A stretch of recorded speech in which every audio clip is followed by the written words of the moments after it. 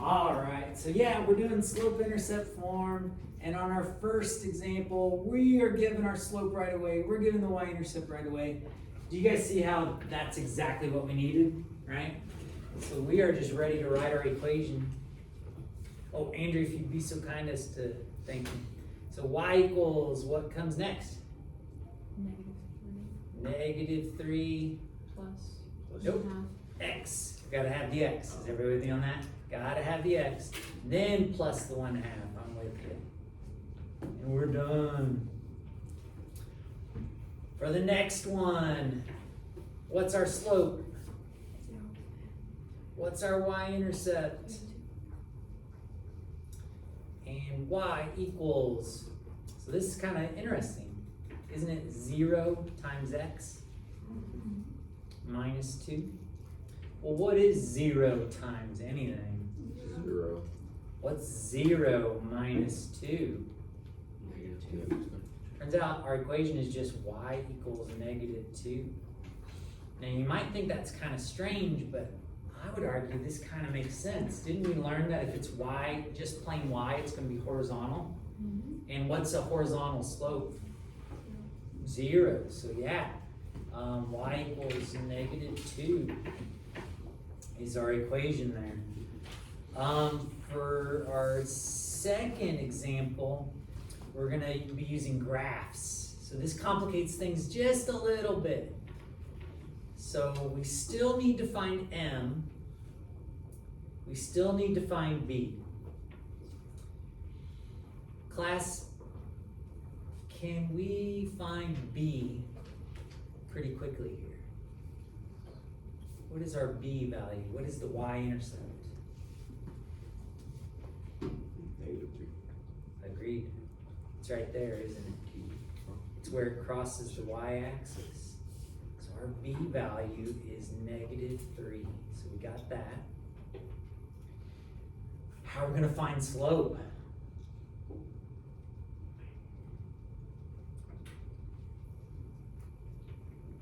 Anybody want to tell me how we're going to find slope? Yeah, we're going to go rise over run, aren't we? Rise over run. I'm going to start at this point, and I'm going to go to this point. Now, I don't have to do that. I could stop right here if I want to. I think I may just do that. If I go from here to here, aren't I going to go up 3 and over 2? Guess what my slope is? 3 over 2.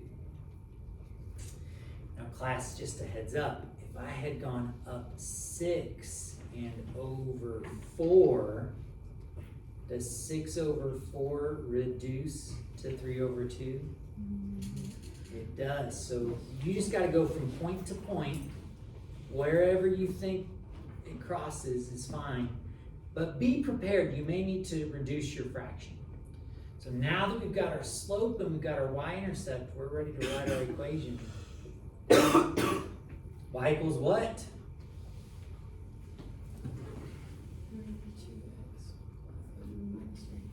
Over 2x minus 3. Questions on that? Will you guys try the next one? And I'll come by and check. Raise your hand when you think you figured out the next one. I will come by and take a look.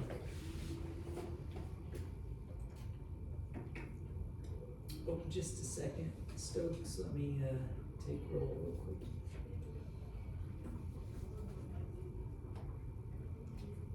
Everybody's here.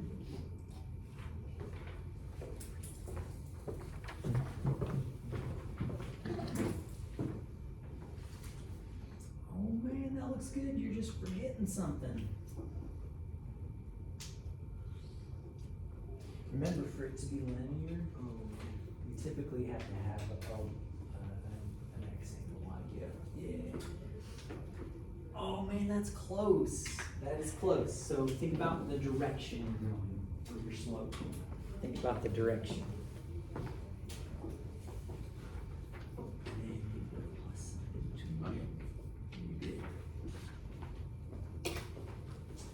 Okay, so we're close. You have our slope as positive, and positive slope would be going up. So, going up. Let me see here.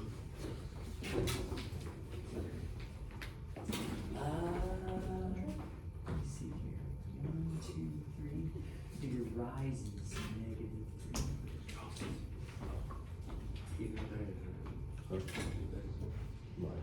Okay, so double check how much you're counting. Double check that, and then also think about the direction. See how you're going down? And then over? You're going down.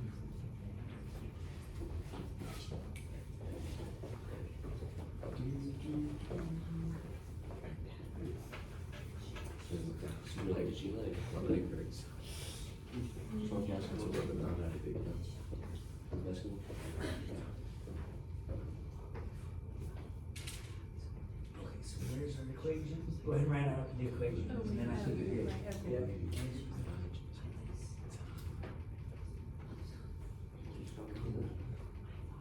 Very good, but it's my dream. Hey, that looks good. Except the y-intercept. You listen to my Oop. Like new trick is like old trick. He's the old trick is good as. And this one is crack. Go on something. New trick. Okay. New trick is horrible. Awful. All right, let's take a look here. Let's take a look. So class, we know our y-intercept right away. It's going to be just 2 because it crosses the y-axis right there. Now class, by the way, things just have to be perfect for us to do slope-intercept form. We have to know for sure that what the y-intercept is. A lot of graphs, they don't hit the y-axis nicely, and so slope-intercept form can't be used all the time necessarily. Or I should say it takes more work sometimes. But we're in luck. Our y-intercept was 2. And then to get our slope, you can either go down 3, which is -3, and over 4, which will get you a slope of what? -3/4. Or you could have gone here and went up 3, but then if you're going left, guess what you have to think of it as?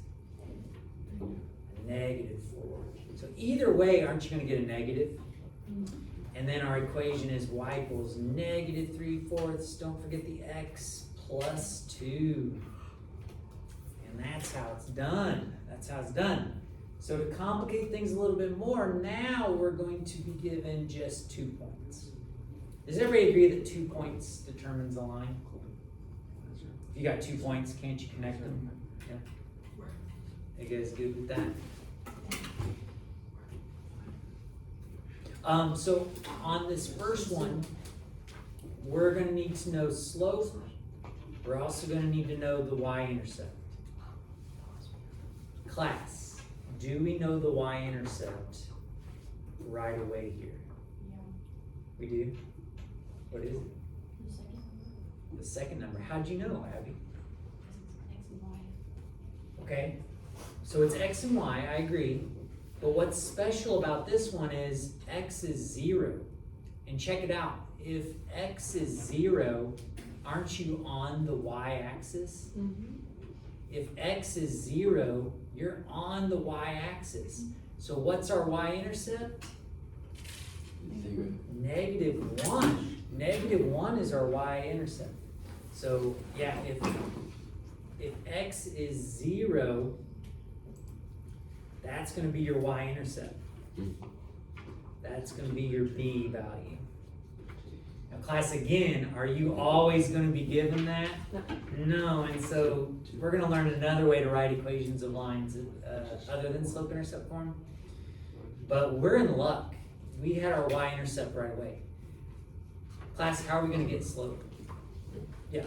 No, I have a question for letter B, sorry. On the one we just did.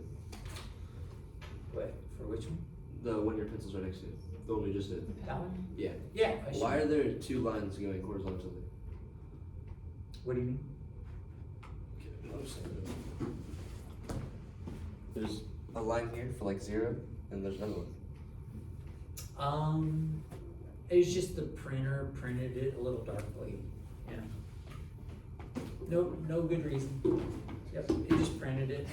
But Roland, there's not two there's not two origins though, because see how the X is labeling supposed to be, well, I guess you could get confused here, but see how they've got the arrow there and the X and the arrow and the Y. So this is your Y axis, this is your X axis. But yeah, I can see what you mean. It looks a little darker. Class, how are we gonna find the slope? Oh shit. Can you say that a little louder, Katie? Y2 minus Y1 over X2 minus X1. Yep. And what she just described was the slope formula. And we subtract the y's. I'm gonna go 5 minus a -1. But if I choose to go 5 minus a -1, I gotta be consistent. So if I go 5 minus a -1, what do I have to do on the bottom?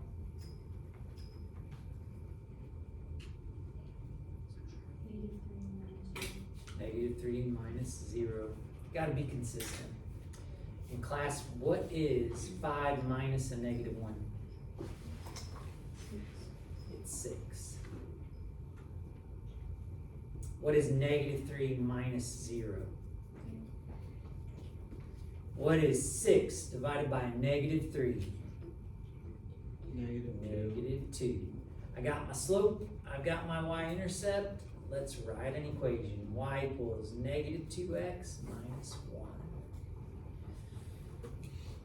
All right, well, you guys try the next one and I'll be quiet and we can see if we agree.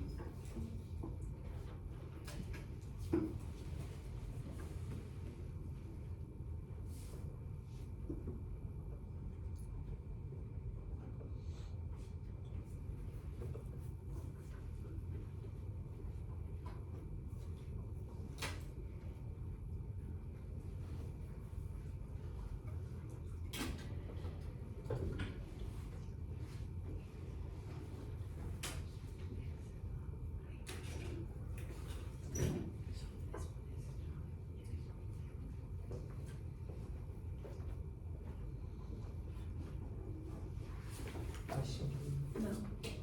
Oh, so I'm not gonna combine check. Just look up there and see if we agree. Yeah, I'm not gonna combine check, but just to look up here when you're done. When you're done, look up here to see if we agree. Class, technically, I'd probably give this to you as your answer, but shouldn't we go ahead and simplify that since we can? 0 just wipes it out. 0 minus 5 is just -5. Yep. Oh, by the way, if you get a slope of undefined, that can be tricky. You're not going to get those, actually. We're not going to do that to you. But if the slope was undefined, you'd have to kind of realize, oh, that's going to be straight up and down.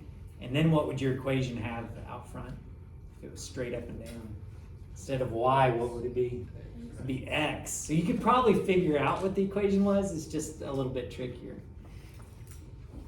Okay, if you guys are all right, so notice we wrote slope-intercept form when we were just given M and B, which that's nice. Whoops, let me zoom out a little bit. When you're given M and B, that makes it pretty quick. When you're given a graph, that's a little more challenging because you have to compute the slope. Rise over run, get the slope. Be careful with that. Watch your negatives. Also, the y-intercept is where it crosses the y-axis. And then finally, the most difficult one, just about the most difficult, is when you're given 2 points. But we lucked out here because they gave us y-intercepts on both of these, which was nice. Let's flip it over and see how else they can represent equations of lines. So on example 4, it says write a linear function, and they're giving us function notation. They want us to write a linear function with the values f of 0 equals 10 and f of 6 equals 34. Well, function notation can seem a little strange, but I want you to realize that you've got two coordinates here. You've got two coordinates. This is saying f of 0 equals 10 is saying when the input was 0, our output was what? 10. Well, our input is always what? It's always going to be x. Our input is x, and our output is y. Do you guys see how that's just a coordinate in disguise? So if this is 0, 10, what's the coordinate for this going to be? 6 and 34. And now, class, is this basically like what we did over here? Basically the same thing, isn't it? We know our y-intercept right away, and we're just going to have to calculate the slope.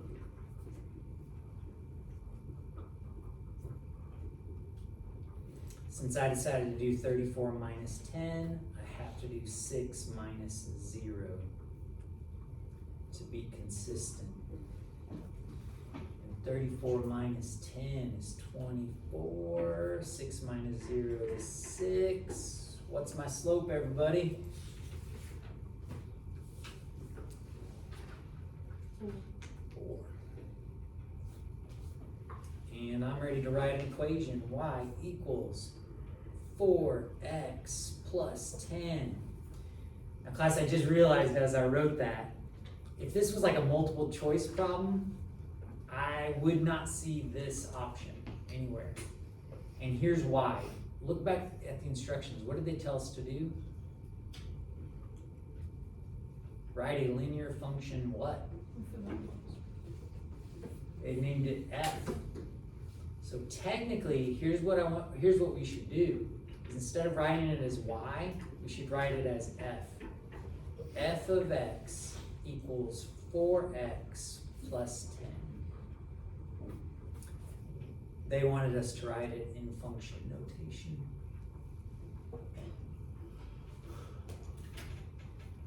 Well, class, on our last example here, it says we got a real life problem. And this is real data, so it's kind of interesting. It says in 2003, a gallon of gas cost $1.75. It's not very much, is it? That's cheap. And then it says in 2013, a gallon of gas costs $3.50. Well, that's actually more than what it is now in most places. This week. So what they're saying is they want us to write a linear model that represents the cost in dollars of a gallon of gas as a function of the number of years since 2003. So basically, we want the cost to be our y, and then when they say as a function of the number of years since 2003, that's going to be our x. So x is the independent variable, y is the dependent variable. We're going to write it like that. Now here's the tricky part about these word problems, and I think we've done this before, but I don't remember exactly when. Here's what's tricky. Years since 2003. So I want you to think about coordinates. I want you to write coordinates here,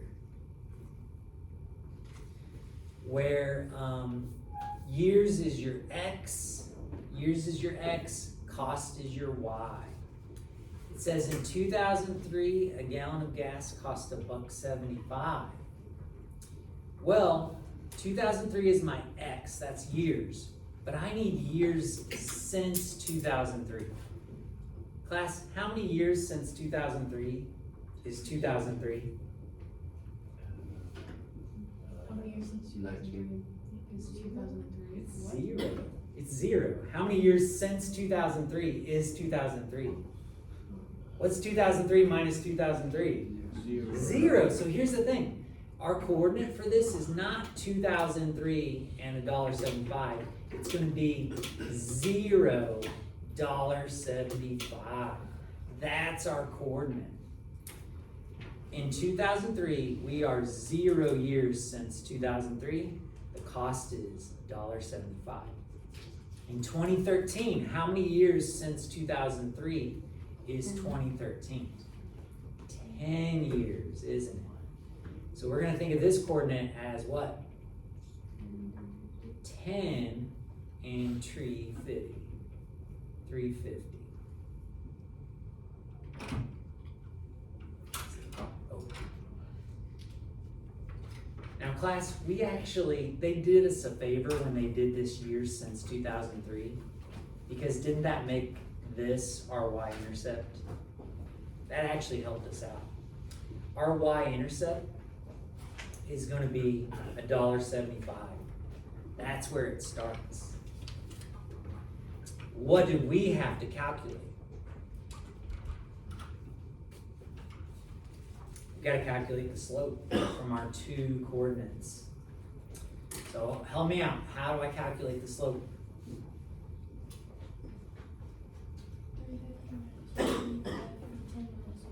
Agreed. 350 minus $1.75.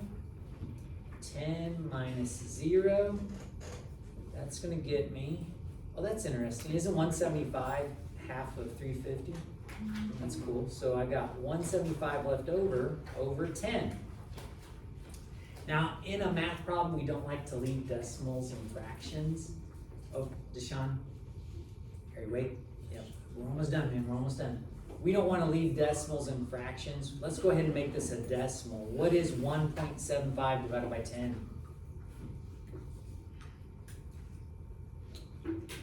Anybody? What is it? Am I doing all the work today? 7 over 40. What the heck? What is it? 7 over 40. Oh, okay, so that's it as a fraction, but I want it as a decimal. Oh, That's awesome, but I want it as a decimal. 0.175. 0.175, yeah, 0.175. Dividing by 10 just moves the decimal point one place back. Now class, this slope is interesting. This is actually telling us how much gas is increasing per what? Per year. So every year the gas price is going up 17.5 cents, according to this model. Okay, every year the gas is going up 17.5 cents. So class, we've got our B, we've got our M. What is our equation?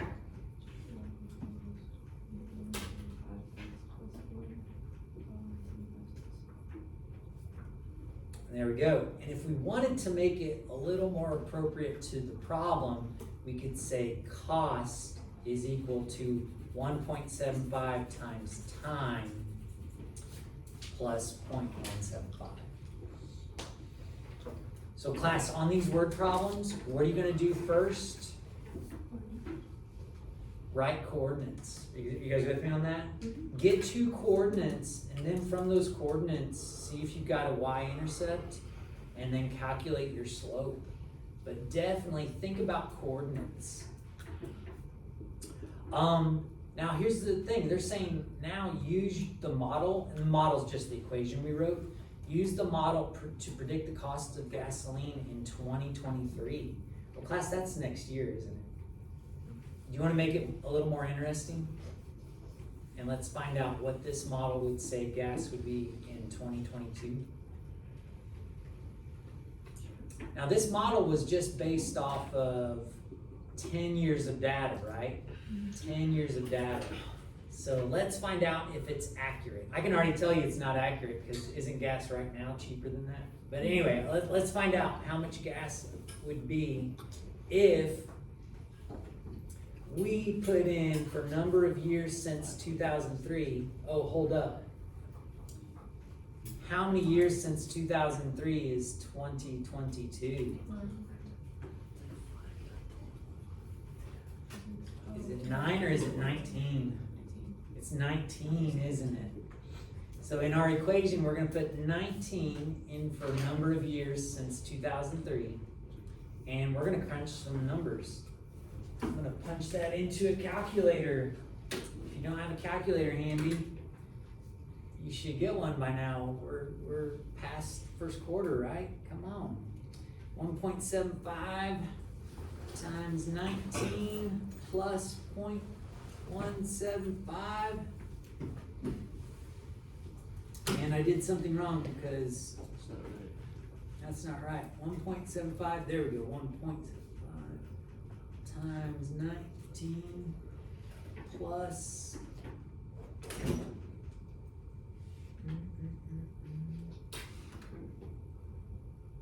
$33 a gallon. Oh, I know what I'm doing wrong. I'd be riding a horse. Class. Okay, I'd be walking. You flipped. Do you guys know, do you see what I did wrong? Yeah, you flipped the .175. I totally put these in the wrong spots, didn't I? I'm glad we were fixing this. So yeah, it turns out I made a mistake, didn't I? Whew. Silly. Oh, let me find my oops. Silly train. There it is. Did anybody notice that earlier and just? I did. You did? Okay, yeah, Of course next you time did. I thought I holler. was wrong. No, holler at me, cause I totally just made a boo-boo, didn't I? So it turns out our slope was 0.175 and our y-intercept was the 1.75. I apologize. That changes things. I was getting that we were paying $33 or whatever, yeah. That's about accurate.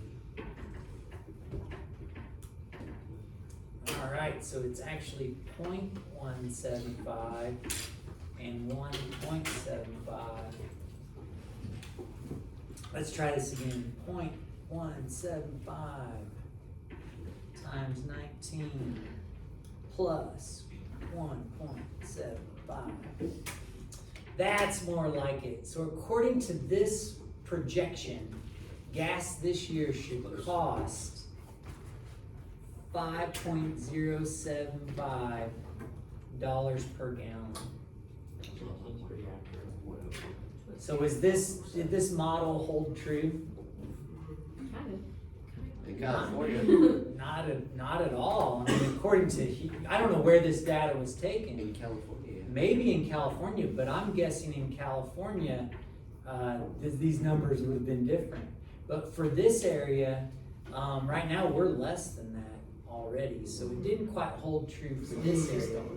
But, Roland, you bring up a good point. Depends on where you live, right? So I don't know where this geographically the data was taken from, yeah. But in regards to our region, it's not holding true, but it might be holding true for other regions, for sure. All right, so class, I got some practice for you.